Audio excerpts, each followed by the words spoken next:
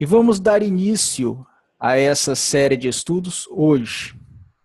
Serão alguns encontros. Não posso precisar ainda quantos encontros serão necessários, mas hoje nós estamos aqui conectados e estamos prontos para proceder ao nosso estudo de hoje. E o estudo de hoje tem como título Entendendo o verdadeiro princípio da reforma de saúde. Queridos irmãos, os adventistas do sétimo dia constituem um movimento profético, chamado para proclamar ao mundo as 3 mensagens angélicas de Apocalipse capítulo 14, versículos 6 a 12. Em especial a terceira mensagem angélica. A bandeira dos adventistas do sétimo dia é: aqui está a perseverança dos santos, os que guardam os mandamentos de Deus e a fé em Jesus. Nas primeiras décadas de seu desenvolvimento, o movimento adventista do sétimo dia contou com o ministério de uma profetisa moderna, Ellen Goldwhite, e por meio dela foram dadas muitas orientações da parte de Deus, dirigidas especialmente ao público interno da igreja. Dentre as várias reformas no viver cristão trazidas à luz pela pregação e pelos escritos de Ellen G. White, está a de saúde, especialmente com foco no regime alimentar. Mas preceitos dietéticos não existem apenas entre os adventistas do sétimo dia. Outros grupos religiosos também têm seus princípios e regras de saúde. Os judeus, por exemplo, abstêm-se das carnes consideradas imundas, do sangue e de misturas de carne com leite. O rigor com a abstinência de sangue exige que os alimentos sejam abatidos conforme procedimentos específicos, a fim de que sua carne possa ser consumida. De um modo geral, os judeus tendem a ser tão cuidadosos com suas prescrições dietéticas e sanitárias que só consomem alimentos certificados como kosher, que significa próprio ou correto, referindo-se àqueles alimentos cujo uso está em conformidade com as leis religiosas judaicas.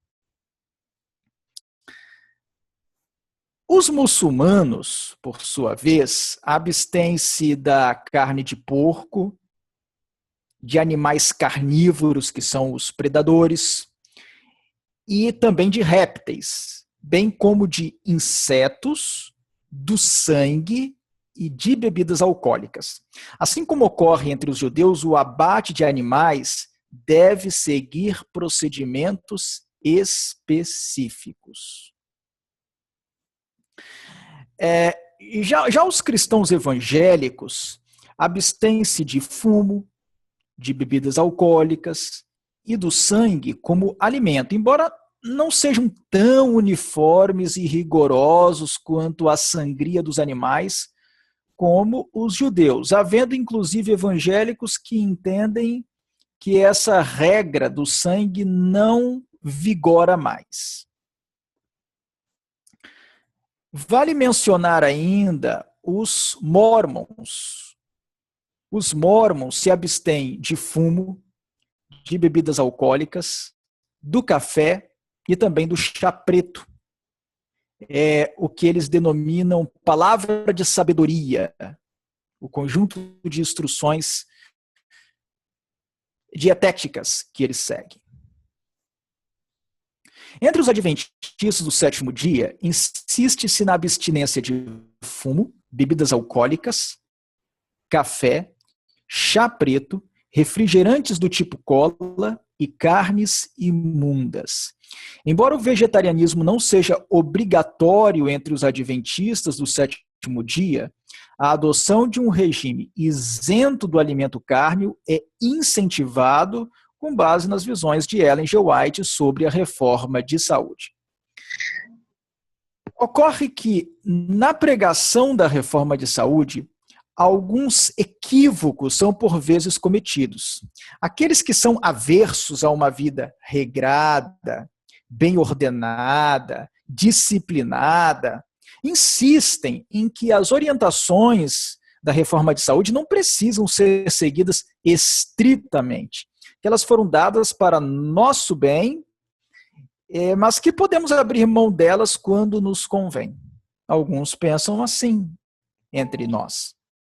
Para isso, o que importa é satisfazer o desejo de maneira moderada, sem excessos, pois ao passo que os excessos podem gerar consequências negativas e também levar ao vício, que é uma espécie de escravidão, a satisfação equilibrada de um desejo nos traz felicidade. Deus quer que sejamos felizes. Muitos argumentam assim, ou pensam assim, ou pelo menos agem conforme essa linha. Por outro lado, entre aqueles que são mais apegados à proposta da reforma de saúde, o foco muitas vezes é colocado apenas no consumo da carne. Como que sugerindo que a pessoa possa consumir o que bem entender, na quantidade que melhor lhe convier e sempre que quiser, para satisfazer seus desejos, desde que não coma carne, além de não ingerir bebidas alcoólicas e café, e não fazer o uso do fumo, é claro. Tanto os primeiros quanto os segundos revelam não ter entendido ainda a verdadeira lógica por trás da reforma de saúde, tal como revelada por Deus a Ellen G. White. Essa verdadeira lógica nada tem a ver com o reiterado e, eu diria, desbotado conceito de equilíbrio. Uma ideia que foi incutida na mente da maioria e que é repetida como um chavão, quase como um mantra, sem muita reflexão. Qual é a verdadeira lógica da reforma de saúde, então? Alguns dirão que é o equilíbrio. Mas a palavra equilíbrio não consta das escrituras sagradas. Que fique bem claro isso. A palavra equilíbrio não consta das escrituras sagradas. Ela ocorre nos escritos de Ellen G. White. Ocorre nos escritos da Sra. White. Mas o equilíbrio referido por ela deve ser entendido de que maneira? Bem, o equilíbrio pode ser enxergado de duas maneiras. Pela imagem de uma balança, como vocês estão vendo no slide que está sendo projetado agora, em que de um lado, num dos pratos, são colocadas coisas boas, e do outro lado, no outro prato, são depositadas coisas ruins. Então, vamos tentar equilibrar as coisas boas e as coisas ruins. Podemos enxergar equilíbrio dessa maneira. Então, de um lado, nós colocaríamos a completa obediência. Do outro lado, a transgressão. Então, nessa imagem, o equilíbrio seria o meio termo entre fazer tudo e não fazer nada do que Deus requer. Evidentemente, esse é um conceito de equilíbrio que não se coaduna com a mensagem das Escrituras. Jesus foi enfático ao dizer que quem com ele não ajunta, espalha. Está lá em Lucas capítulo 11, versículo 23. E a carta ao anjo da igreja em Laodiceia, em Apocalipse 3, revela que a condição espiritual fria é menos pior que a condição espiritual morna, que nada mais é do que o meio termo entre o quente e o frio. Há, porém, uma outra imagem que pode representar bem o que Ellen G. White quer dizer por equilíbrio. E essa imagem é a do equilibrista andando sobre um cabo de aço, atravessando, digamos, um canyon, um abismo. O equilibrista não pode cair nem para a direita, nem para a esquerda, pois isso significaria sua morte. Ele deve permanecer estritamente sobre o cabo de aço, pois ali sim ele estará seguro. Diz o Senhor por meio do profeta Isaías no capítulo 30, versículo 21 de seu livro: quando te desviares para a direita e quando te desviares para a esquerda, os teus ouvidos ouvirão atrás de ti uma palavra dizendo: este é o caminho, andai por ele. Em outras palavras, irmãos, o verdadeiro equilíbrio preconizado pelo espírito de profecia, já que a palavra equilíbrio não ocorre na Bíblia, o verdadeiro equilíbrio preconizado pelo espírito de profecia consiste em fazer exatamente o que Deus pede, conforme toda a palavra que sai da boca de Deus, não colocando toda a ênfase numa orientação específica e deixando de lado alguma outra coisa. Devemos fazer tudo, seguir todas as orientações. O ser humano não deve escolher que orientações seguir, mas procurar se harmonizar com todas elas, sem exceção, pois Deus sabe o que é melhor para ele, para o ser humano, Deus sabe o que é melhor para nós. Diz o salmista no Salmo 119, versículo 4, tu ordenaste os teus mandamentos para que os cumpramos à risca. À risca. Tu ordenaste os teus mandamentos para que os cumpramos à risca, diz o Salmo 119, versículo 4. Aí provavelmente alguns argumentarão que esse verso, Salmo 119, versículo 4, só se aplica aos 10 mandamentos. Mas, na verdade, irmãos, aquele que quer servir verdadeiramente ao Senhor tomará com seriedade todas as suas orientações e as terá por verdadeiros mandamentos que merecem ser seguidos à risca. Em Lucas, capítulo 6, versículo 46, nós encontramos as palavras do Senhor Jesus. Disse Jesus: por que me chamais Senhor, Senhor, e não fazeis o que vos mando? A obediência é o que distingue entre os verdadeiros seguidores de Cristo e os que não o seguem. Quem quiser tomar nota de versos que falam isso, que expressam essa ideia, podem anotar aí Malaquias, capítulo 3, do versículo 13 ao versículo 18. João, capítulo 15, versículos 13 e 14. E Hebreus, capítulo 5, versículo 9.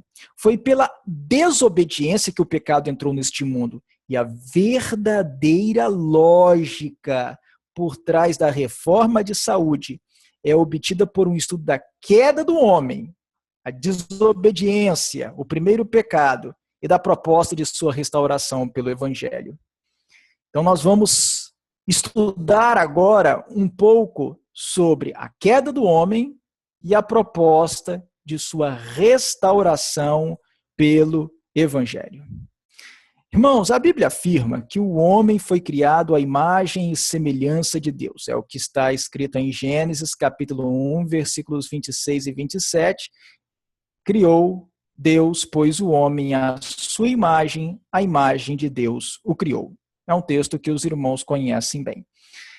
Em Patriarcas e Profetas, a página 18, Ellen G. White declara: o homem deveria ter a imagem de Deus, tanto na aparência exterior como no caráter. Cristo somente é a expressa imagem do Pai, conforme está escrito lá em Hebreus capítulo 1, versículo 3. Mas o homem foi formado à semelhança de Deus. Sua natureza estava em harmonia com a vontade de Deus. A mente era capaz de compreender as coisas divinas. As afeições eram puras. Agora prestem atenção no que Ellen G. White vai dizer. Os apetites e paixões estavam sob o domínio da razão. Eu vou repetir, porque é um trecho muito importante. Os apetites e paixões estavam sob o domínio da razão. Ele era santo e feliz, tendo a imagem de Deus, e estando em perfeita obediência à sua vontade. Nesse texto, irmãos, Ellen G. White afirma que ao sair das mãos de Deus, ao sair o homem das mãos de Deus, os apetites e paixões estavam sob o domínio da razão. O que nos remete, isso nos remete para o conceito de faculdades superiores e faculdades inferiores da mente. A expressão faculdades inferiores aparece, por exemplo, em Testemunhos para a Igreja, volume 1, a página 704, em que se fala da possibilidade do ser humano controlar as faculdades inferiores que sobrepujaram as superiores. E, por outro lado, ou por sua vez, a expressão faculdades superiores ocorre, por exemplo, em Conselhos sobre Saúde, a página 617, em que se diz que as propensões animais têm sido fortalecidas pelo exercício, até que tomaram ascendência sobre as faculdades superiores.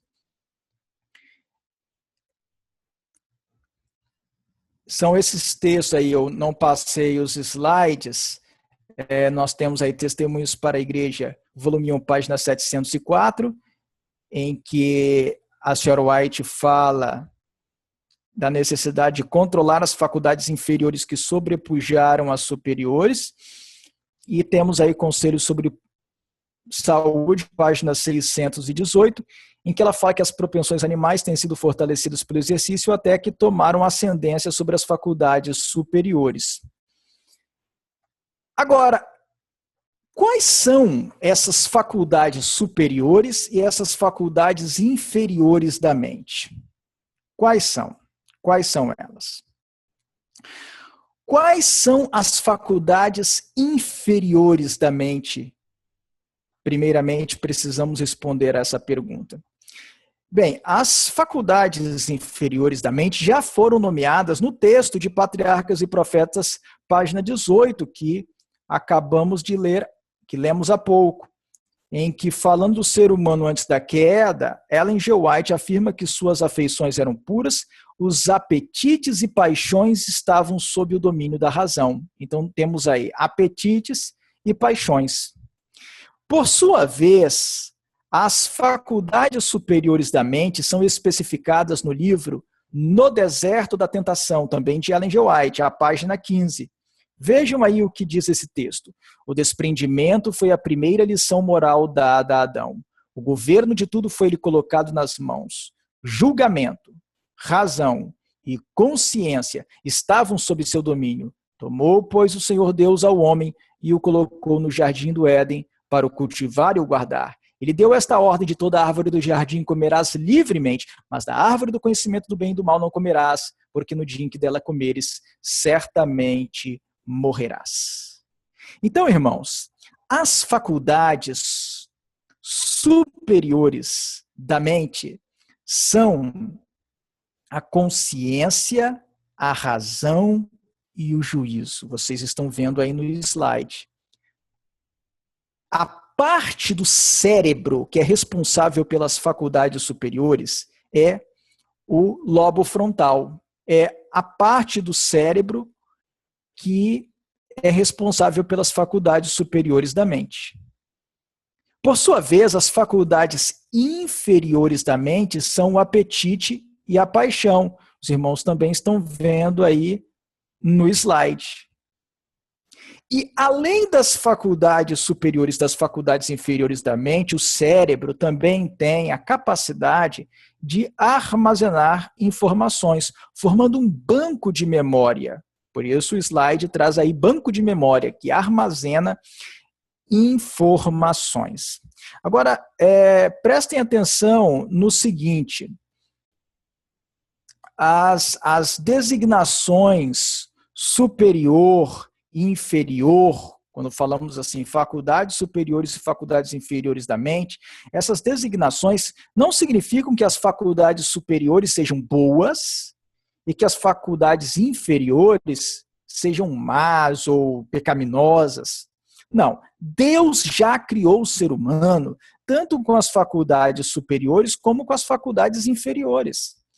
As faculdades superiores são chamadas de superiores e as inferiores são assim chamadas de inferiores apenas porque as últimas, essas inferiores, devem estar subordinadas às primeiras, às superiores, apenas por isso. Mas todas elas são igualmente boas e com funções muito importantes. Vamos compreender melhor no que consistem essas faculdades. Vamos começar pelo apetite. Tratemos primeiramente do apetite. O apetite é a faculdade inferior da mente responsável pelo desejo por alimento. Os seres irracionais também têm apetite. O apetite em si mesmo, irmãos, não é maligno. Não é maligno. Ele é importante e útil. Se não fosse pelo apetite, o ser vivo estaria diante do alimento e não o identificaria como o recurso adequado para satisfazer suas necessidades nutricionais. O ser vivo acabaria morrendo de inanição porque ele não conseguiria identificar aquele item, aquele recurso como sendo adequado para satisfazer suas necessidades nutricionais. Então, quando o ser vivo animado se depara com o alimento, o apetite comunica-lhe a mensagem. Isso parece saboroso. Coma logo. Coma. Mas diante daquilo que não é alimento, o apetite manda o comunicado. Isso não parece ser comida. Isso não é comida. Largue isso de lado. É isso que o apetite faz.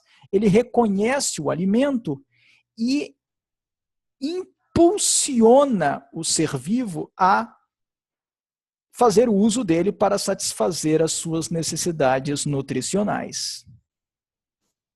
Mas vamos falar agora da paixão, que é outra faculdade inferior da mente. Inferior. A paixão é a faculdade inferior da mente responsável pelo desejo ou pelo apego por alguém ou por algo. Pode ser por pessoas, pelos seus familiares, pela sua esposa, pela sua namorada, pelos seus filhos, pelos seus amigos. Ela é responsável pelo apego por objetos, por lugares, por situações, por momentos. A paixão em si mesma também não é algo ruim. Se não fosse pela paixão, o ser humano não se apegaria a nada.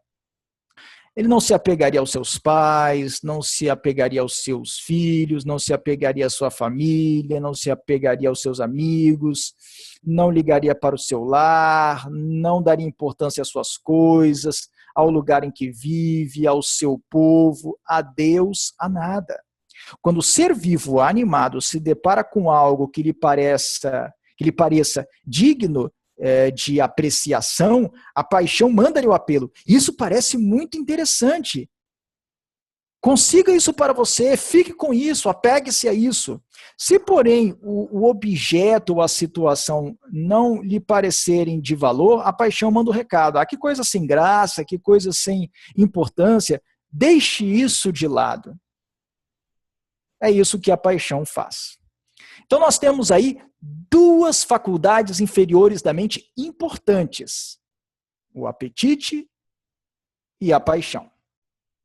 São duas faculdades importantes da mente. Mas, como eu disse, o apetite e a paixão são as faculdades inferiores da mente. Precisamos entender melhor quais são e o que são e como são as faculdades superiores da mente. Vamos começar pela consciência. A consciência é a faculdade superior da mente responsável por orientar com comandos rápidos, com ordens rápidas, as decisões morais. A consciência é intuitiva. Ela não articula argumentos, não usa da lógica, ela é normativa. Não sei o que significa isso, ela é normativa, ela dá norma, ela expede uma norma, ela é imperativa, ela dá ordens. Quando alguém se depara com uma situação e uma ideia é sugerida, a consciência logo orienta quanto ao acerto ou erro daquela situação. É como se a consciência levantasse uma plaquinha, dizendo, faça isso, ou não faça aquilo, ou isso é certo, ou aquilo é errado. É isso que a consciência faz. Bem, avancemos. Outra faculdade superior da mente importante é a razão. O que é a razão? A razão é a faculdade da mente responsável por avaliar as circunstâncias, ponderando, sopesando, comparando as circunstâncias, avaliando os prós e os contras, os aspectos favoráveis e os desfavoráveis, os pontos positivos e os pontos negativos. É isso o que a razão faz. Diante de uma proposta, a razão compara os dois lados da questão, como que dizendo, por um lado existem tais e tais aspectos favoráveis, mas por outro lado existem tais e tais aspectos desfavoráveis. Então, a razão faz essa comparação, ela vai sopesando, ela vai avaliando os pontos positivos e os pontos negativos. Outra faculdade superior da mente é o juízo ou julgamento. O juízo é a faculdade superior da mente responsável por emitir uma decisão diante dos apelos do apetite e da paixão, dos comandos da consciência e das ponderações da razão. Juízo quer dizer simplesmente decisão.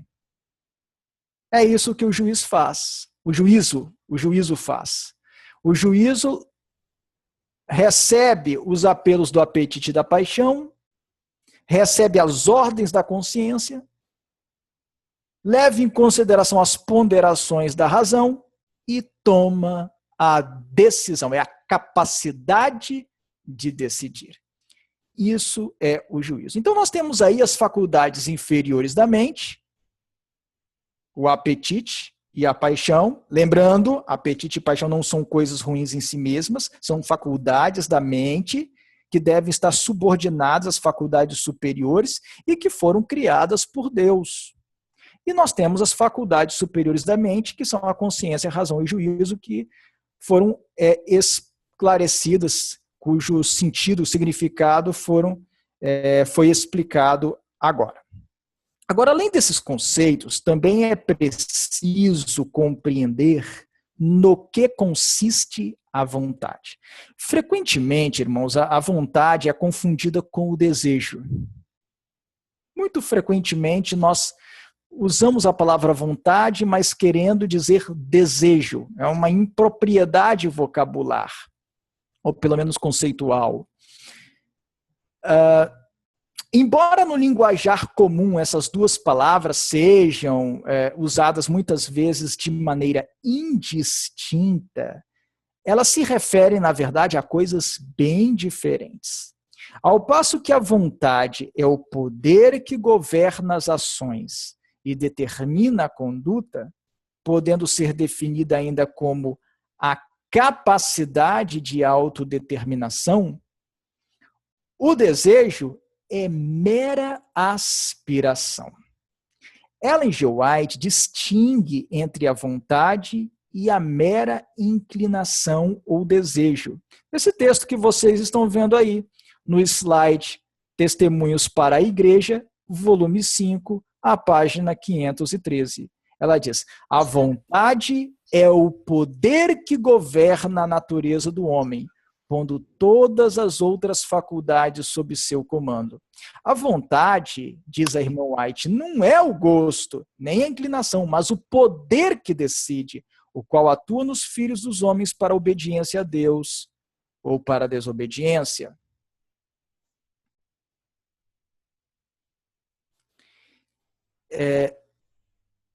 Com todos esses conceitos bem estabelecidos, torna-se mais fácil compreender o episódio da queda do homem. Também se torna mais fácil compreender o que é essa natureza pecaminosa de que tanto se fala. E também temos condições de entender melhor o propósito da obra de Cristo e do Evangelho. Irmãos, Satanás, o arqui-rebelde, o líder da rebelião, comanda as hostes do mal, Satanás não pode nos forçar a pecar. Deus também não nos força a obedecer. O que nós temos de fazer é exercer a nossa vontade. E o que é a vontade? É o mero desejo? É a mera aspiração? É uma mera inclinação? Não. A vontade é o poder que governa a conduta. Linguagem difícil. A vontade é o poder que governa a conduta. Podemos dizer também que a vontade é a capacidade de se autodeterminar, a capacidade de agir conforme a sua decisão. Isso é a vontade. Ellen G. White declara no livro O Grande Conflito, a página 510, sem o consentimento próprio, ninguém poderá ser vencido por Satanás. O tentador não tem poder para governar a vontade ou forçar a alma a pecar. Pode angustiar, mas não contaminar. Pode causar agonia, mas não aviltamento. Sabedor disso, o que Satanás pretendeu no Jardim do Éden foi conquistar a vontade de Eva. Ele precisava conquistar a vontade de Eva.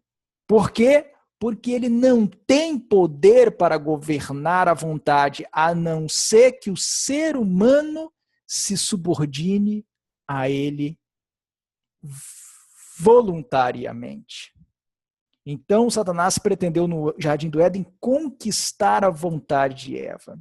Mas, para tanto, para conquistar a vontade de Eva, e depois a vontade de Adão também, não é? Satanás precisou vencer os guardiões de sua vontade, as faculdades superiores e inferiores da mente de Eva. E é sobre isso que nós vamos refletir agora. Como que aconteceu isso? Nós precisamos entender esse assunto. Bem, Ellen G. White nos conta, em Patriarcas e Profetas, e também em História da Redenção, que após ter proibido que Adão e Eva comessem do fruto da árvore do conhecimento do bem e do mal, conforme está relatado lá em Gênesis capítulo 2, versículos 16 e 17, vocês conhecem o relato, e isso foi estabelecido como um teste de obediência. Deus alertou Adão e Eva da existência do anjo rebelde e da rebelião. Eles foram alertados. Isso está em Patriarcas e Profetas e em História da Redenção. E eles também foram alertados de que só poderiam ser tentados junto à árvore da ciência do bem e do mal.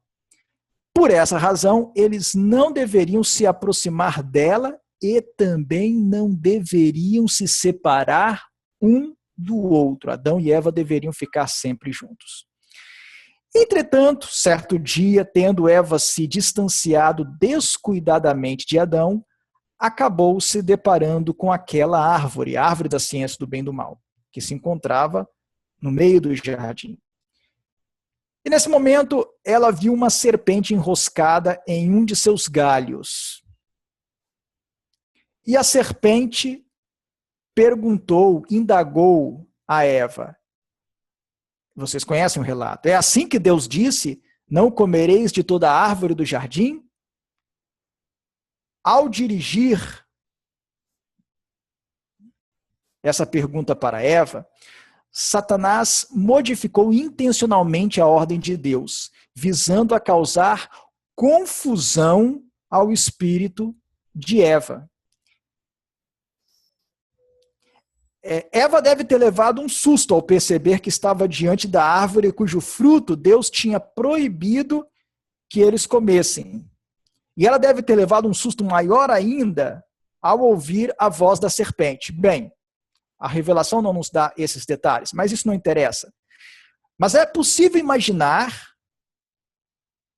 embora a revelação também não o diga de maneira expressa, a memória, o banco de dados, a memória de Eva entrando em ação com um lembrete. Animais não falam. Serpentes não falam. Lembre-se do inimigo de Deus, porque Deus tinha avisado sobre o anjo rebelde que só poderia assediá-los junto à árvore da ciência do bem e do mal. E também é possível imaginar que naquele mesmo momento a consciência emitiu sua ordem peremptória, deu a ordem para Eva. Perigo, perigo, saia daí rapidamente, fuja logo, não permaneça aí nem por mais um instante. Foi a ordem da consciência. Saia daí rapidamente, fuja logo. Então a razão começou a avaliar a situação, ponderando: ir embora ou ficar? Responder à serpente ou não responder? A paixão também fez seu apelo. A paixão, que é uma faculdade inferior, também fez seu apelo naquele momento. Você é mais inteligente que uma simples serpente? Você é capaz de explicar a verdade sobre a ordem de Deus para a serpente. E o juízo sentenciou, está decidido, responda à pergunta da serpente, explique a realidade das coisas. E foi aí que Eva respondeu para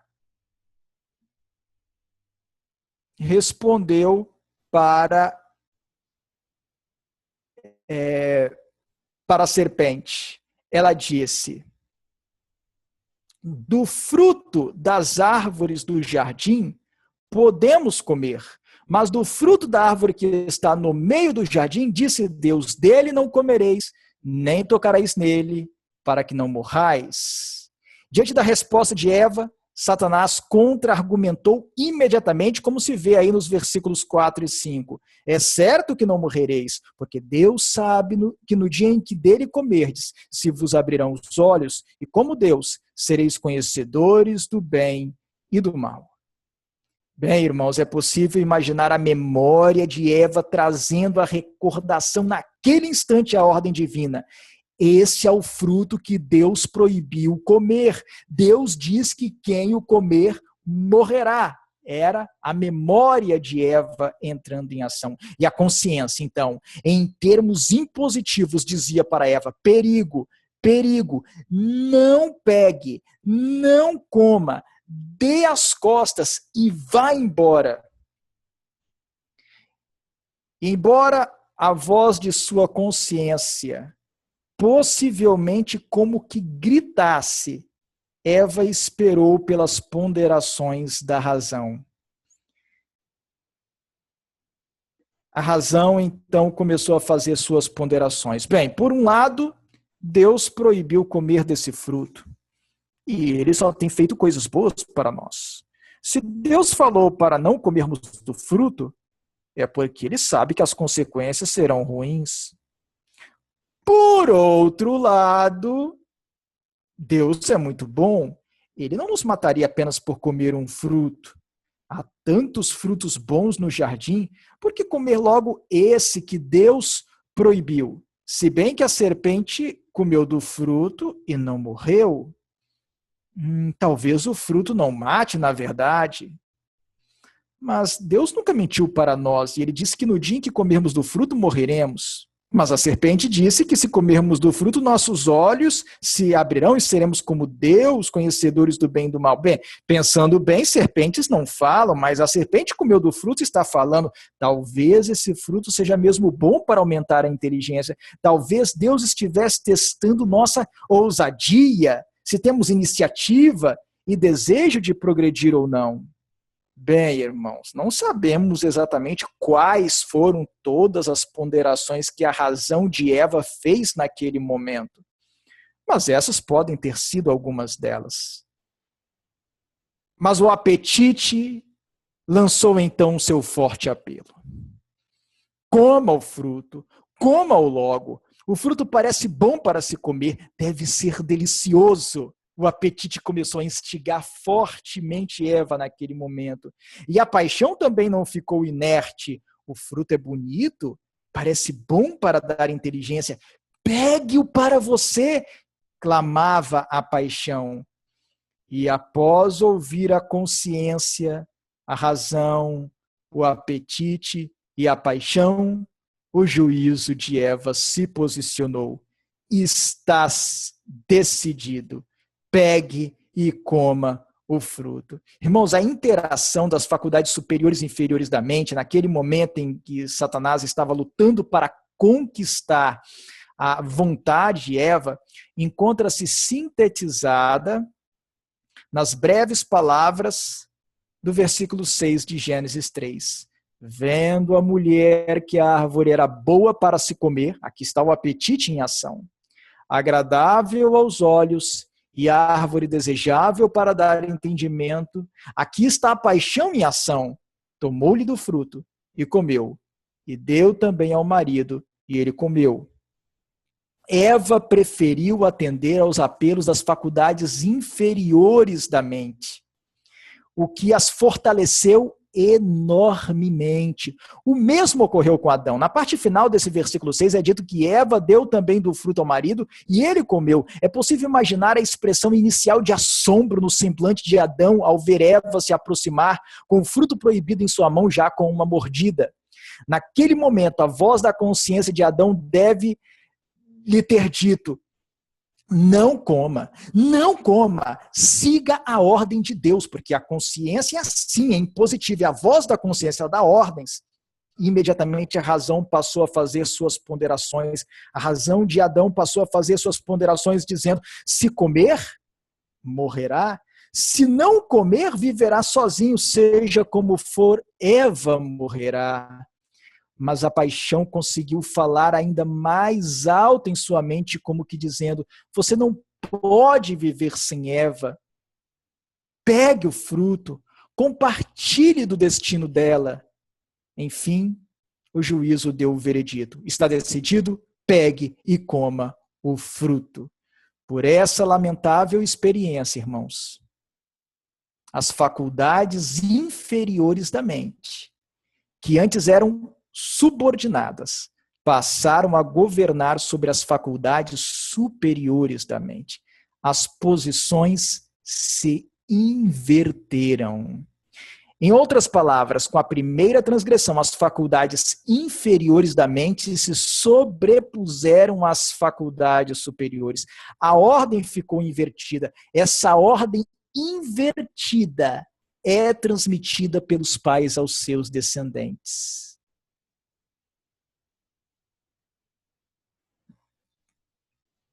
Essa ordem invertida é que consiste na natureza pecaminosa de que tanto se fala e que poucos entendem o que realmente seja.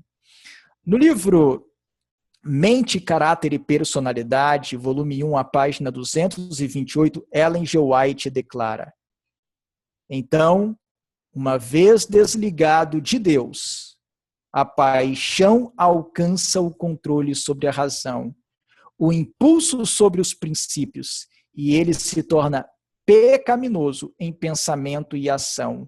Perverte-se-lhe o juízo, o intelecto parece debilitado e ele precisa restaurar-se para si mesmo mediante a restauração para com Deus, tendo uma correta visão de si próprio à luz da palavra de Deus.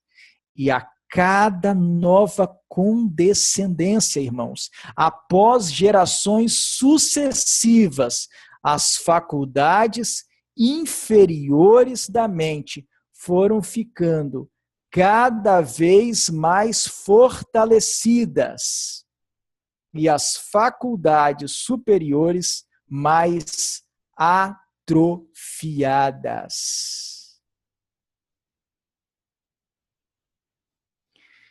Em O Desejado de Todas as Nações, a página 72, Ellen G. White declara: do tempo de Adão ao de Cristo, a condescendência própria havia aumentado o poder dos apetites e paixões, tendo eles domínio quase ilimitado.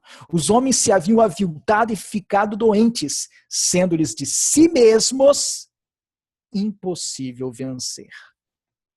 A mesma ideia é enfatizada no livro No Deserto da Tentação, a página 42. A condescendência com o apetite tem aumentado e se fortalecido em todas as gerações sucessivas, desde a transgressão de Adão até que a raça humana se tornou tão frágil em poder moral que não pôde vencer na sua própria força.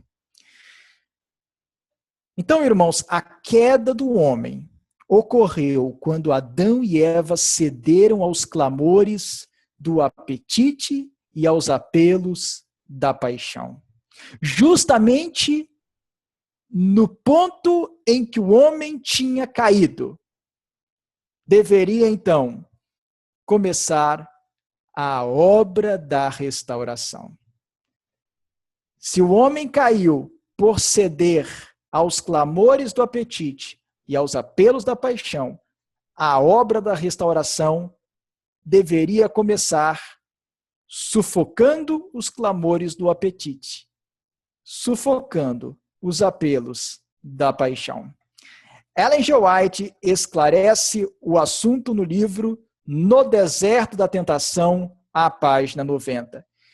Cristo começou a obra de redenção precisamente onde se iniciou a ruína. Vocês estão vendo aí no slide.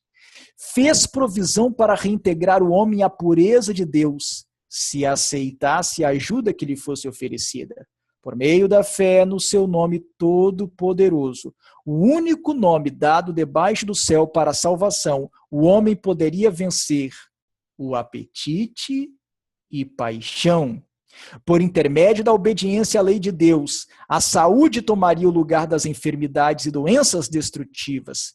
Aqueles que hão de vencer seguirão o exemplo de Cristo, subjugando os apetites e paixões corporais sob o controle da razão e da consciência esclarecida. Eu preciso reler esse trecho. Prestem atenção nesse trecho, irmãos, de No Deserto da Tentação, página 90. Aqueles que hão de vencer seguirão o exemplo de Cristo, subjugando os apetites e paixões corporais sob o controle da razão e da consciência esclarecida. Não foi à toa, irmãos, que logo após seu batismo, unção pelo Espírito Santo e início de seu ministério público, Jesus se dirigiu ao deserto para jejuar e orar e ser tentado pelo arqui-inimigo por 40 dias.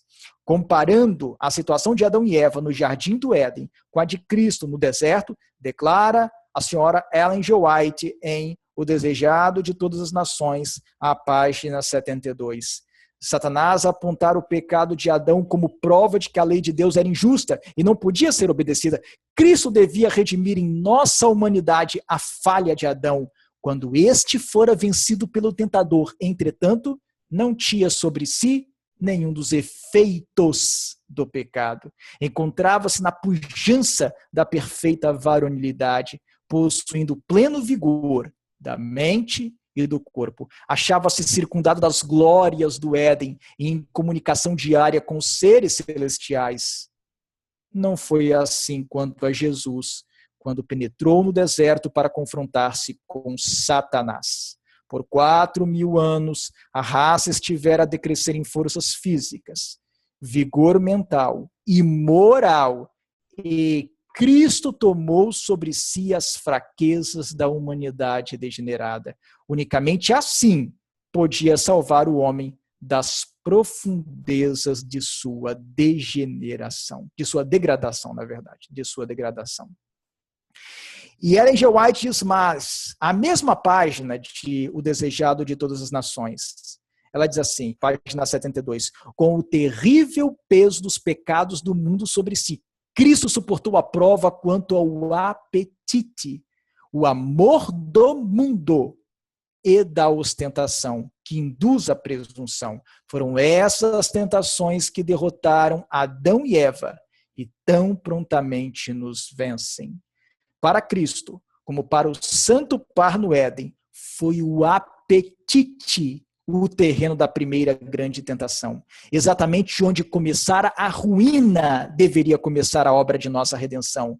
Como pela condescendência com o apetite, caíra Adão, assim pela negação do mesmo, pela negação do apetite, devia Cristo vencer. Lançar suas tentações ao apetite e à paixão do homem é uma estratégia bem conhecida de Satanás, que ele domina bem e com a qual se sente à vontade. O livro No Deserto da Tentação, a página 41, revela de que maneira Satanás esperava vencer a Cristo e por que Satanás julgava que seus planos sombrios tinham uma grande probabilidade de sucesso. Vejam nesse texto aí, No Deserto da Tentação, página 41. Atentem para o que diz a pena da inspiração. Satanás exultava de que Adão e Eva, no Éden, não resistiram às suas insinuações quando apelou para o apetite. Os habitantes do mundo antigo, ele, Satanás, dominou da mesma maneira, pela condescendência com o apetite, lascívia e paixões corruptas. Por meio da satisfação do apetite, derrotou os israelitas. Vangloriava-se de que mesmo o Filho de Deus que esteve com Moisés e Josué não foi capaz de resistir ao seu poder e guiar a Canaã, o povo favorecido por sua escolha, pois quase todos os que deixaram o Egito morreram no deserto. Também tentou o manso Moisés a tomar para si a glória que pertencia a Deus, lá no episódio da pedra, em que Moisés bateu na pedra. Davi e Salomão, que foram especialmente favorecidos por Deus, induziu-os, por meio da condescendência com o apetite e paixão, a incorrer no desagrado de Deus. Jactanciava-se de que ainda poderia ter êxito em frustrar o propósito de Deus na salvação do homem por meio de Cristo. Vejam, irmãos, Satanás esperava derrotar a Cristo no deserto. Tantas vezes ele tinha derrotado os seres humanos na questão do apetite. Então ele estava certo de que ele conseguiria fazer a mesma coisa com Cristo no deserto, já que no deserto Jesus estaria em condições muito piores do que as condições em que Adão e Eva estavam no Éden. A página 42 do mesmo livro, No Deserto da Tentação,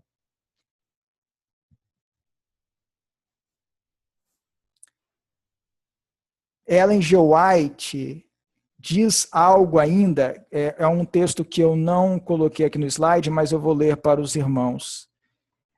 Ela diz assim: tão logo Cristo entrou no deserto da tentação, seu aspecto mudou.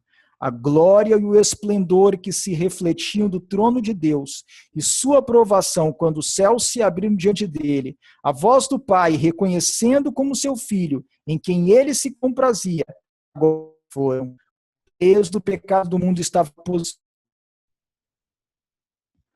Eu preciso saber se os irmãos continuam me ouvindo, porque eu recebi uma informação de instabilidade da conexão. Sim, estou ouvindo.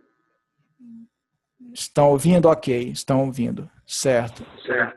Ok. É porque eu recebi uma mensagem de instabilidade da conexão. Continuando a leitura do texto de No Deserto da Tentação, página... Ok. Agradeço. Página 42. Ela diz assim: o peso pecado do mundo estava pressionando-lhe a alma, e o seu semblante expressava inexprimível tristeza, uma profunda angústia que nenhum homem caído nunca imaginou.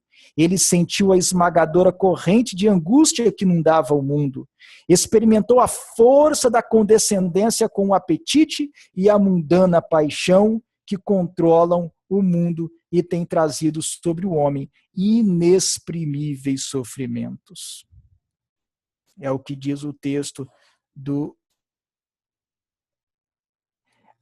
Eu não coloquei esse texto da página 42 no slide, por isso que eu não avancei com os slides.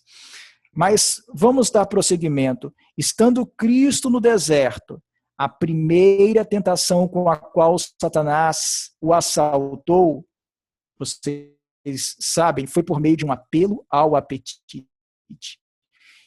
Jesus estiver por semanas, irmãos, e isso tornou fisicamente muito fraco e muito debilitado. Foi nesse contexto que Satanás testou a Cristo, dizendo-lhe: se és filho de Deus, manda que estas pedras se transformem em pães. Está lá em Mateus capítulo 4, versículo 3.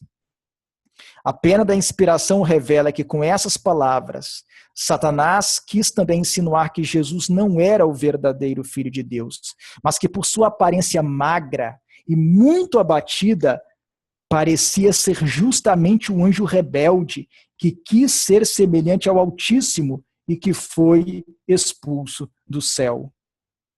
O Espírito de Profecia fala sobre isso.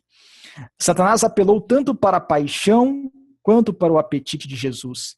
Queria fazer que Jesus usasse seu poder em seu próprio favor para mostrar que era sim o Filho unigênito de Deus e também para se livrar do probante jejum ao qual estava submetido.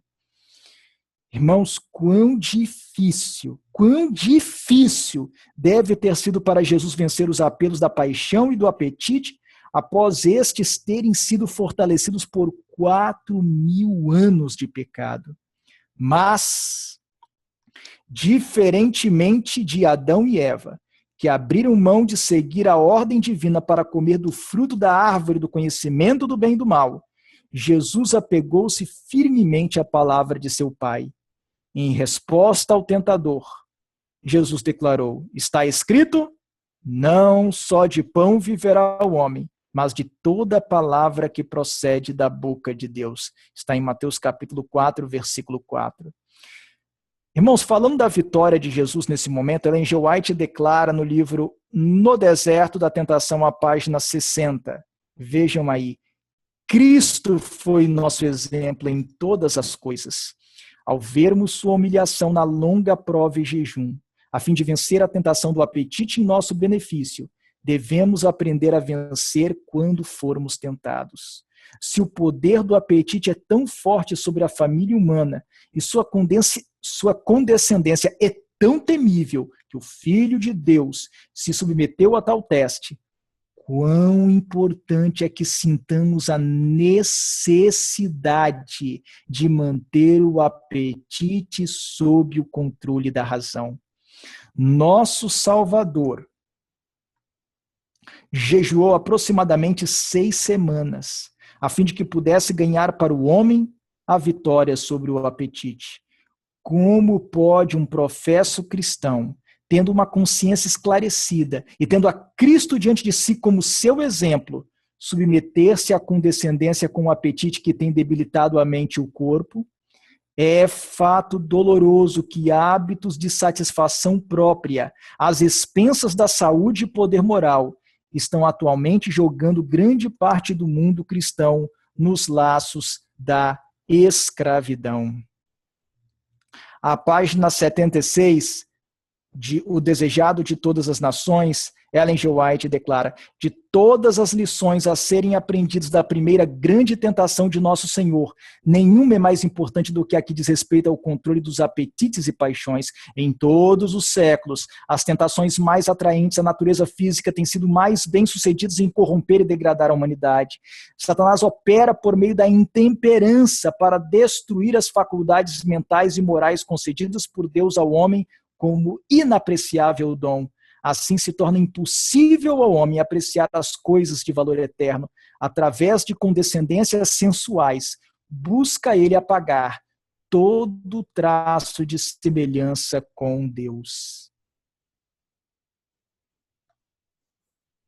E diz mais o Espírito de profecia: vivemos mesmo ao limiar daquele terrível tempo, e a nós convém a lição do jejum do Salvador. Unicamente pela inexprimível angústia suportada por Cristo, podemos avaliar o mal da irrefreada satisfação própria.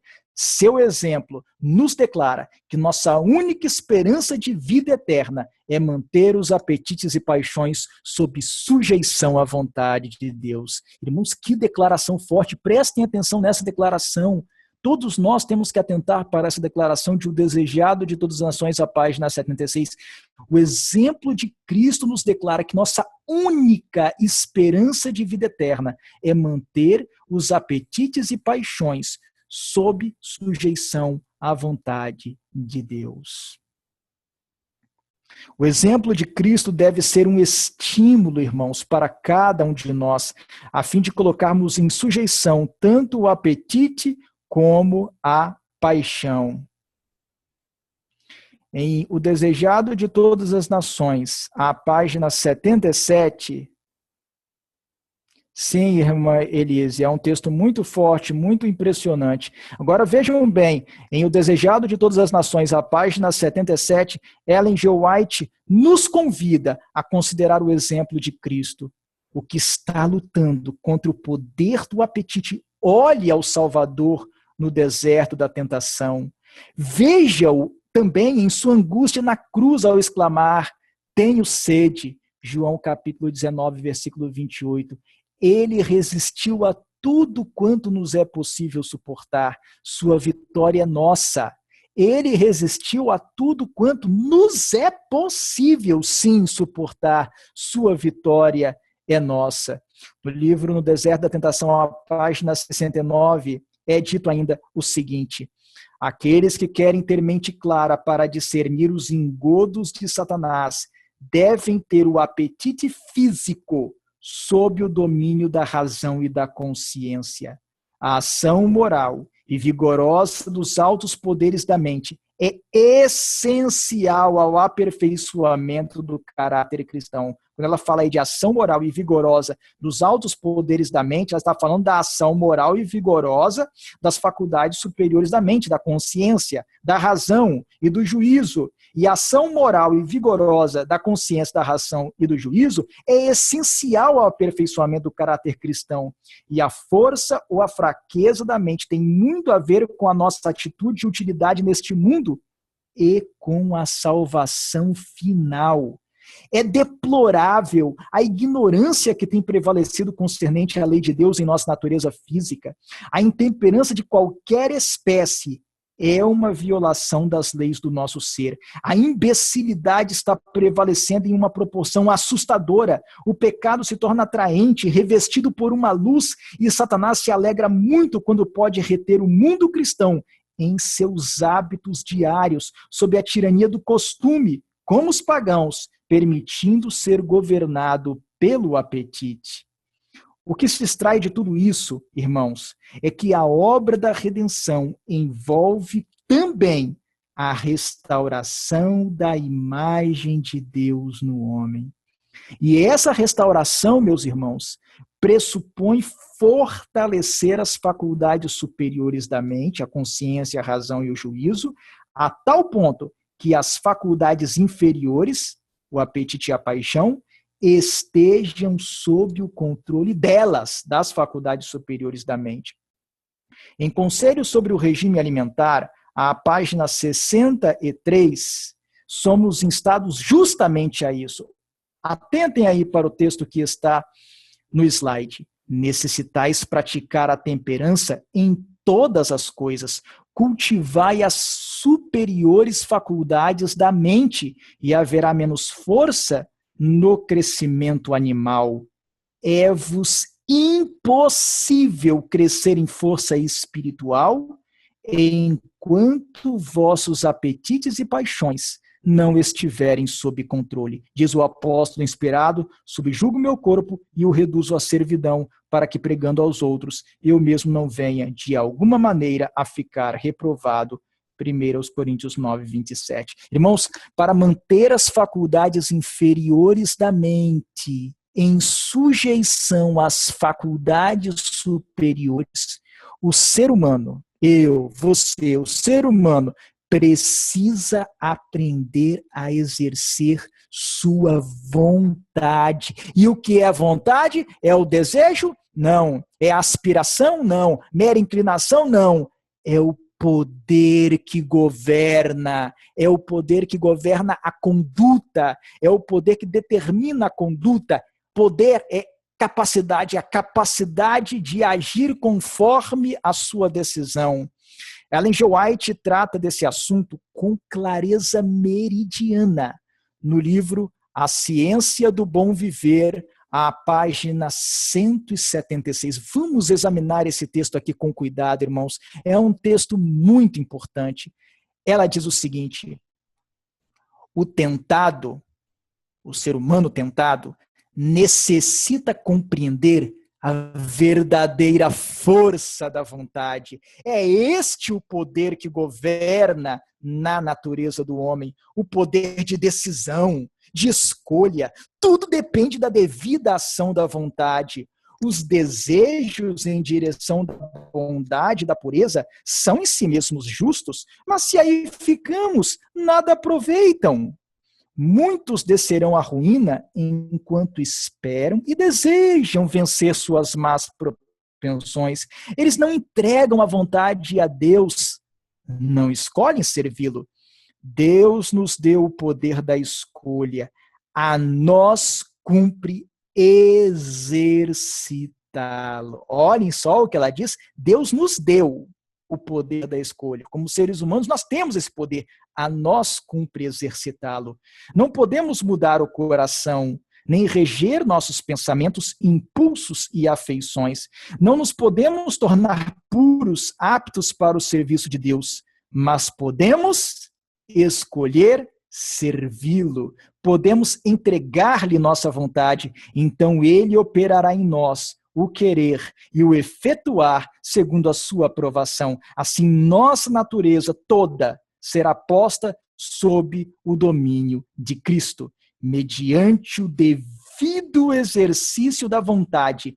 Uma completa mudança pode ser operada na vida. Vou repetir, mediante o devido exercício da vontade, o exercício da vontade, uma completa mudança pode ser operada na vida. Entregando a vontade a Cristo, aliamos-nos com o divino poder, recebemos força do alto para nos manter firmes, uma vida nobre e pura, uma vida vitoriosa sobre o apetite e a concupiscência.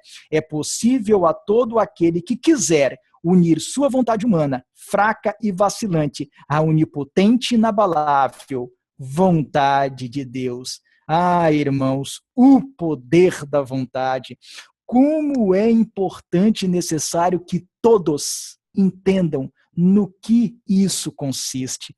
Aqueles que entrarão pelas portas da cidade santa são os que aqui aprenderam a exercer a força da vontade. E para isso o cristão não pode ser escravo das faculdades inferiores de sua mente, descontroladas, que ficaram após a entrada do pecado, mas deve submetê-las às faculdades superiores pelo poder do Espírito Santo. Sim, irmãos, embora as faculdades inferiores, apetite e paixão, tenham sido fortalecidas, e as faculdades superiores, consciência, razão e juízo, tenham sido enfraquecidas por 6.000 anos de pecado até agora, Deus enviou o seu Espírito Santo. Para quê? Para dotar o ser humano da capacidade de subjugar novamente seus apetites e paixões, inverter novamente a situação, reverter a situação. É por isso que, se por um lado o apóstolo Paulo nos insta a desenvolver a nossa salvação com temor e tremor, por outro lado, ele afirma que Deus é quem efetua em nós tanto querer como realizar segundo a sua boa vontade. Ellen G. White fala dessa obra de cooperação no livro Atos dos Apóstolos, na página 270. O texto está aí na tela. Ela diz: a obra de ganhar a salvação é de coparticipação e cooperação. Deve haver cooperação entre Deus e o pecador arrependido. E isso é necessário para a formação de corretos princípios de caráter. Deve o homem fazer veementes esforços para vencer o que o impede de alcançar a perfeição. Mas para alcançar êxito, ele depende inteiramente de Deus. Por si mesmo, o esforço humano não é suficiente. Sem a ajuda do poder divino, ele de nada vale. Agora vejam bem o que ela diz. Deus age e o homem também. Deus age e o homem também. Memorizem isso. Deus age e o homem também. A resistência à tentação deve partir do homem. Está escrito aqui num texto inspirado. A resistência à tentação deve partir do homem, que, por sua vez, deve obter de Deus o poder. Como que vai obter de Deus o poder? Pela oração.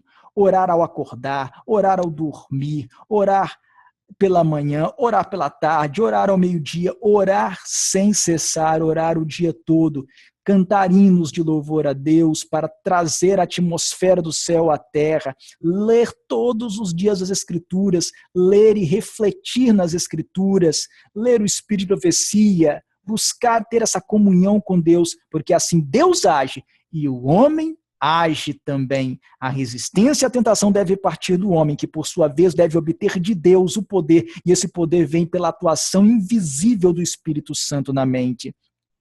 Agora, irmãos, observem o que Ellen G. White declara em Conselhos sobre o Regime Alimentar, à página 169. Ela diz: Cristo feriu a batalha no terreno do apetite e saiu vitorioso, e nós também podemos vencer pelo poder dele recebido. E aí ela pergunta: quem entrará pelas portas na cidade? E ela responde: não os que declaram não poder romper com a força do apetite. Fortíssima essa declaração. Não entrarão pelas portas da cidade os que declaram não poder romper com a força do apetite. Cristo resistiu ao poder daquele que nos queria prender em escravidão, conquanto enfraquecido por seu longo jejum de 40 dias. Resistiu ele à tentação, provando por esse ato que nossos casos não são sem esperança. Bem sei que não podemos alcançar sozinhos a vitória, e quão gratos devemos ser por termos um Salvador vivo, pronto e disposto para nos ajudar. Amém. É o texto que está em Conselhos sobre o Regime Alimentar, a página 169. Foi tratando dessa luta que esses textos estão falando, que o cristão deve travar. Foi tratando dessa luta aí, que o cristão deve tratar, que o apóstolo Paulo escreveu em 1 aos Coríntios, capítulo 9, versículos 24 a 27. Não sabeis vós que os que correm no estádio, todos na verdade correm, mas um só leva o prêmio? Correi de tal maneira que alcanceis. Todo atleta em tudo, está escrito aí, em tudo. Todo atleta em tudo se domina, aqueles para alcançar uma coroa corruptível, nós, porém, a incorruptível. Assim corro também eu, não sem meta, assim luto, não como desferindo golpes no ar, mas esmurro o meu corpo e o reduzo à escravidão, para que, tendo pregado a outros, não venha eu mesmo a ser desqualificado. Você vai memorizar esse trecho hoje.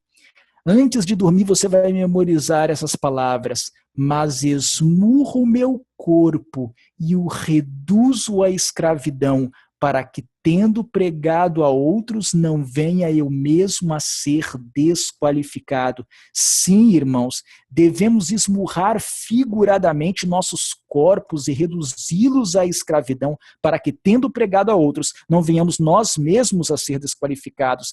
Daí a importância da reforma de saúde.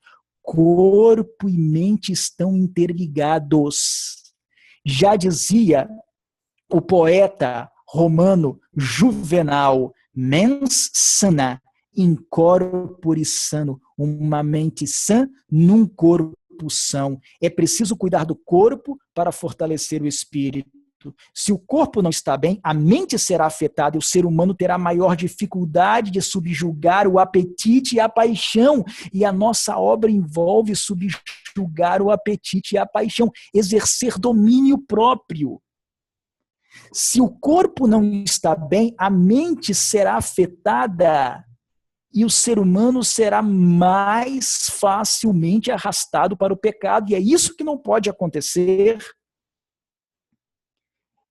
Além disso, irmãos, a reforma de saúde visa a ensinar e treinar o ser humano a manter as faculdades inferiores de sua mente sob rígida disciplina. Não se deve viver para comer, mas comer para viver. A gente come para obter os nutrientes para nos mantermos vivos. O ser humano não pode ser um escravo de seu apetite.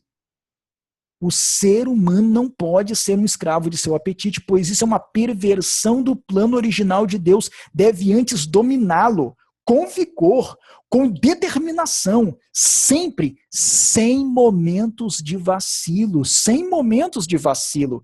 O exemplo de Ellen G. White revela a determinação que se espere de nós ao aprendermos e aplicarmos os princípios propostos da reforma de saúde para aprendermos a exercer domínio próprio, para exercitarmos domínio próprio, porque a obra da redenção envolve recuperarmos o domínio próprio que Adão e Eva perderam quando atenderam ao apetite e à paixão e não à consciência e à razão. A obra da redenção em nós envolve recuperarmos domínio próprio. Por isso temos que memorizar: esmurro o meu corpo e o reduzo à escravidão, para que, tendo pregado a outros, não venha eu mesmo a ser desqualificado. Você precisa memorizar essas palavras. Elas são o lema da reforma de saúde, da verdadeira reforma de saúde, que tem a ver com domínio próprio. Recuperar o domínio próprio, subjugar o apetite, subjugar a paixão em todas as situações, diante de todas as tentações. E como eu disse, o exemplo da própria Ellen G. White, acabei de dizer, revela a determinação que se espera de nós ao aprendermos e aplicarmos os princípios e propósitos da reforma de saúde. Vamos deixar que ela mesma conte sua experiência para nós. Vamos deixar que ela nos relate. Essa experiência pode ser encontrada em Conselhos sobre o Regime Alimentar, a página 483. Nós vamos ler a experiência dela e já vamos nos encaminhando para o encerramento do nosso estudo de hoje. Diz a irmã White: não mudei minha conduta em nada desde que adotei a reforma de saúde. Não voltei nem um passo atrás, desde que a luz do céu iluminou pela primeira vez o meu caminho. Nós temos que aprender a não voltar um passo atrás sequer. Cristão verdadeiro não pode ficar voltando passos, não pode retroceder. Não voltei nem um passo atrás, desde que a luz do céu iluminou pela primeira vez o meu caminho. Rompi com tudo imediatamente, com carne e manteiga e com as 3 refeições, porque ela adotou uma prática de 2 refeições diárias, embora ela diga que podem ser realizadas 3, e isto enquanto ocupada em exaustivo labor cerebral, escrevendo desde cedo, pela manhã, até o pôr do sol. Baixei para 2 refeições por dia sem mudar meu trabalho. Fui grande sofredora de enfermidades, havendo tido 5 ataques de paralisia. Estive com o braço esquerdo preso ao lado por meses, por ser tão grande a dor, que tinha no coração ao fazer essas mudanças em meu regime. Recusava-me a ceder ao paladar, deixando que ele me governasse. Ficará isto no caminho de minha obtenção de maior força, para que eu possa assim glorificar a meu Senhor? Permanecerá em meu caminho por um momento? Nunca, nunca, diz ela. Sofri intensa fome. Eu era grande comedora de carne, mas quando desfalecida, punha os braços sobre o estômago e dizia: não provarei um bocado, hei de comer alimento simples, ou não comerei absolutamente. Ela dava uma ordem para ela mesma e para seu estômago. Ela aprendeu a esmurrar o corpo e reduzi-lo à escravidão pelo exercício da vontade. E ela diz: o pão me era insípido, mal podia comer um pedacinho. Algumas coisas na reforma eu podia suportar muito bem, mas quando chegava ao pão, comer pão integral, em vez de comer carne, em vez de comer linguiça, mas quando chegava ao pão, sentia-me especialmente antagônica. Ao fazer essas mudanças, tive combate especial a travar. As primeiras 2 ou 3 refeições não me foi possível comer. Disse a meu estômago: hás de esperar até que possas comer pão. Dentro em breve. Pude comê-lo, e pão integral também. Este eu não podia comer anteriormente, agora, porém, gosto dele e não tenho tido perda de apetite. Conselho sobre o regime alimentar, página 483. Após ter abandonado o consumo de carne, irmãos, o paladar de Ellen G. White, antes pervertido, como de grande parte das pessoas, adaptou-se a alimentos simples.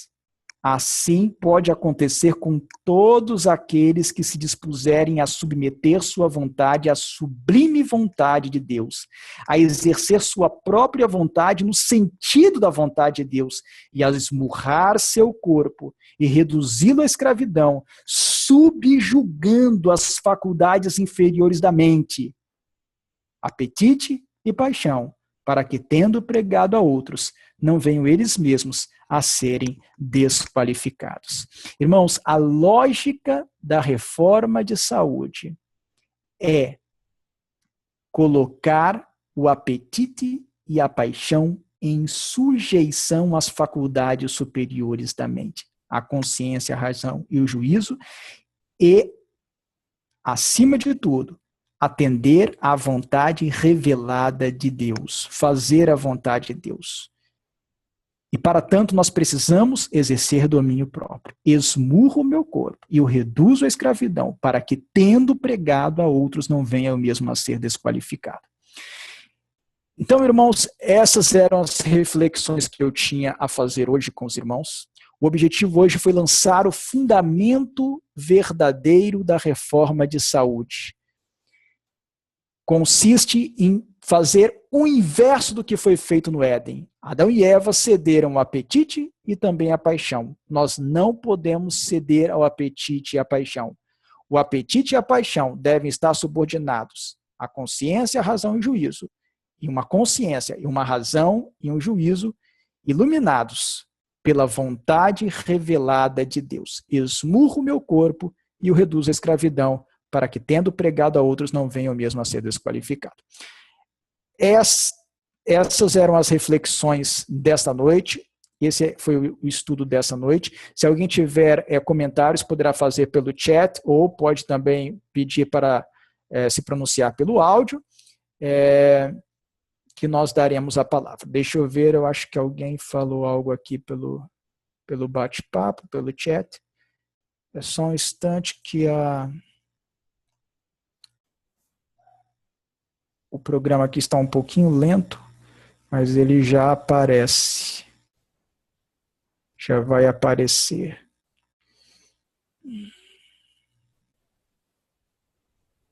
Sim. É o irmão Adelair Assen. Ele simplesmente está agradecendo e pedindo aí os slides, nós vamos ver isso aí. Eu entro em contato com o irmão. Gostaria de saber quais as referências das definições para razão, consciência e juízo. Olhe, para consciência, um dicionário já vai ser suficiente, mas também nós temos os vocábulos que são usados no Novo Testamento por Paulo, existem textos. Para razão também, o dicionário também é suficiente. Para julgamento também, são termos bem básicos, não é? Consciência, quando nós estamos falando de consciência, estamos falando da voz da consciência, todos entendem da mesma forma, mas nós temos os textos bíblicos que eu não coloquei aqui nos slides, mas que dão para indicar o que significa essa consciência, né? Nós temos textos bíblicos. Razão e juízo são do dicionário mesmo, são os termos básicos. Razão, todos consideram que é justamente ponderar sobre os diversos aspectos de uma decisão a se tomar, e julgamento é o julgamento, é você ter tomar uma decisão de alguma situação. Quando a mãe fala para o filho assim, juízo, tenha juízo, ou seja, tenha um bom julgamento da situação, exerça um bom julgamento na hora de decidir se fazer ou não fazer alguma coisa. Então, basicamente, do dicionário, também os léxicos, né, o Strong, léxicos do grego. E para a consciência, eu teria textos bíblicos, só não os tenho à mão agora para apresentá-los, mas posso apresentá-los num encontro futuro. Mais alguém tem alguma consideração, alguma contribuição, algum comentário, quer contribuir com alguma ideia, ou fazer alguma observação, ou fazer alguma pergunta? O Matheus gostaria de falar. Pode colocar aí o Matheus no áudio, eu só não sei como tirar o meu áudio agora, mas... Você está me ouvindo? Sim, pode falar. Eu não sei se foi exatamente isso que você respondeu para o irmão, porque houve uma hora que falhou aqui, mas há pelo menos 2 textos de Ellen White em que ela define consciência exatamente como você tratou no estudo de hoje. Pode partilhar com a gente, se você tiver aí o texto. A Anique talvez tenha em mãos o roteiro que eu produzi para o nosso coral estudar. Lá estão as 2 referências. Uma em que ela fala que a consciência é a própria voz de Deus a indicar quando algo é certo e quando algo é errado. E outra em que ela fala que a consciência é a faculdade, que é mais ou menos isso que você falou. Quando nós nos deparamos com erro, ela alerta, ela grita para que nós nos afastemos. É quase ipsilíteris o que você disse. Sim. Não tenho essas citações aqui, mas se depois vocês tiverem, vocês podem compartilhar com os irmãos ou hoje ou num próximo encontro. Agradeço.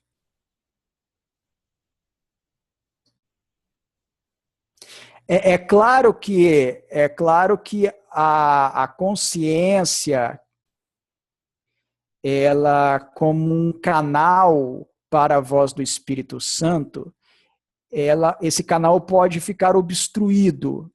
Por isso que a Bíblia fala da consciência cauterizada. A Bíblia fala da consciência cauterizada. Então, esse canal pode ficar obstruído. Como regra, ele seria um canal para o Espírito Santo falar ao homem, indicar o bom caminho. Mas esse canal pode ficar obstruído, são as consciências cauterizadas. E por isso que é necessário que a consciência seja esclarecida, porque como as faculdades inferiores da mente estão fortalecidas, as faculdades superiores da mente estão enfraquecidas, esse enfraquecimento das faculdades superiores da mente faz com que muitas vezes a consciência não funcione da maneira correta como deveria funcionar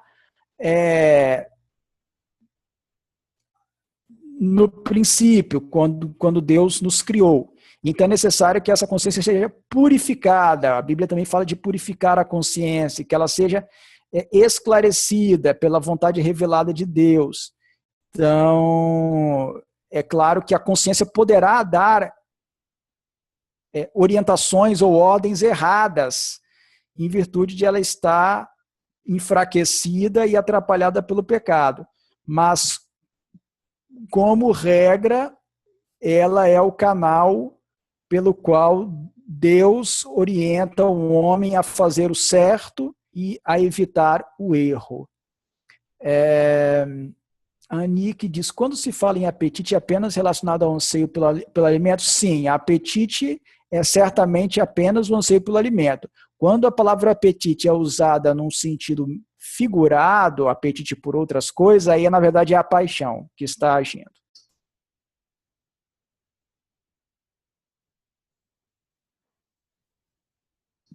Mais alguém tem... É porque algumas vezes na linguagem humana se usa a palavra apetite para outras situações, mas aí é a paixão que está agindo. A palavra apetite está sendo usada no sentido figurado. Seria como se eu tivesse falado, eu tenho fome de conhecimento. Exatamente. Mais alguém tem alguma observação, alguma consideração, comentário ou pergunta?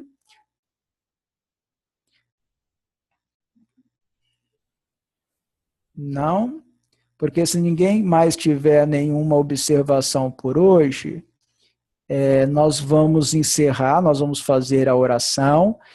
Não vou marcar hoje o próximo encontro. Poderá ser na próxima semana, como poderá ser em algum outro dia mais para frente. Nós vamos comunicar isso nos grupos, por meio de e-mail, por mensagens, quando ocorrer o próximo encontro. Não vou deixar marcado hoje, não. Mas, pelo menos, teremos, no mínimo, mais 4 encontros da série de reforma de saúde. Mas poderão ser mais encontros para que os encontros não fiquem muito prolongados e terminem muito tarde. Então, talvez eu tenha que dividir alguns conteúdos e aí a nossa série acabe crescendo em encontros. Mas, por enquanto, não vou deixar marcado hoje, não. Depois serão comunicados de quando teremos nossos próximos estudos. Alguém tem mais alguma consideração, alguma observação ou pergunta? Se não, nós vamos terminar com uma oração. Ok? Acho que ninguém tem mais nenhuma observação. Então eu convido aqueles que puderem, estiverem em condições, a se ajoelharem conforme a orientação inspirada para nós terminarmos com uma oração. Vamos levar agora o nosso pensamento até o santuário celestial. Senhor, nosso Deus e nosso Pai, estamos ajoelhados diante da sua presença e assim nos achegamos ao seu trono de graça para agradecer, ó Pai, primeiramente, por toda a luz que o Senhor nos proporcionou nesta noite sobre o que é a natureza pecaminosa, o que são as faculdades superiores e as faculdades inferiores da mente, onde começou e deve começar a obra da redenção. E nós precisamos, ó Pai, acabamos de perceber que nós precisamos muito de sua ajuda. Nós estamos agora batendo a sua porta, ó Pai. Nós estamos chegando à sua presença pela fé para suplicar, Senhor, suplicar que o Senhor opere em nós tanto querer como o efetuar segundo a sua boa vontade. Senhor, nós precisamos da sua ajuda, do poder espiritual, vindo pelo Espírito Santo, para subjugarmos as faculdades inferiores da mente. Não queremos, ó Pai, que o apetite nos governe, não queremos que as nossas paixões nos governem. Nós queremos que a sua vontade nos governe. Nós queremos nos submeter à sua vontade. Pedimos então o poder do alto para que nós possamos esmurrar o nosso corpo e reduzi-lo à escravidão, para que, tendo pregado a outros, não venhamos nós mesmos a ser desqualificados. Por favor, tenha misericórdia de nós, opere essa obra em nós, opere um profundo arrependimento, ó Pai, em nossos corações, por todos os pecados que já praticamos. Opere em nós uma conversão genuína, ó Pai, completa. Ajude-nos, ó Pai, a exercermos o domínio próprio. Nós queremos exercer o domínio próprio. Para isso pedimos o seu poder. E pedimos que o Senhor nos ajude, para que nós também possamos agir, para que nós possamos nos esforçar até o sangue, fazendo a sua vontade, para que nossa conduta possa glorificar o seu nome. Ó Pai querido, dê-nos uma boa noite. Proteja-nos e guarde-nos. Proteja-nos com seus santos anjos. Prepare-nos para o céu. Dê-nos bom restante de semana, que o Senhor nos abençoe em nossas atividades. E que o Senhor nos ajude a não pecarmos contra o Senhor e a fazermos somente aquilo que é do seu agrado. Ó Pai, queríamos um dia estar no céu. Para tanto, sabemos que temos que nos preparar na terra. Pedimos que o Senhor nos ajude nisso. Pedimos que o Senhor abençoe a cada participante desta classe virtual. Que o Senhor fortaleça a todos, para que um dia possamos nos encontrar no céu. Em nome de Jesus nós oramos. Amém. Bem, irmãos, eu agradeço a participação de todos, a ocasião de futuro encontro para a continuação da nossa série de estudos será informada futuramente. O nosso próximo estudo da série terá como título A História da Reforma de Saúde através dos Tempos. Agradeço a presença de todos. Boa noite a todos, que Deus abençoe a todos. Amém.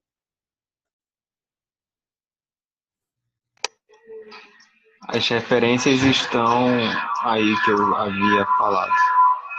Menos para quem quiser.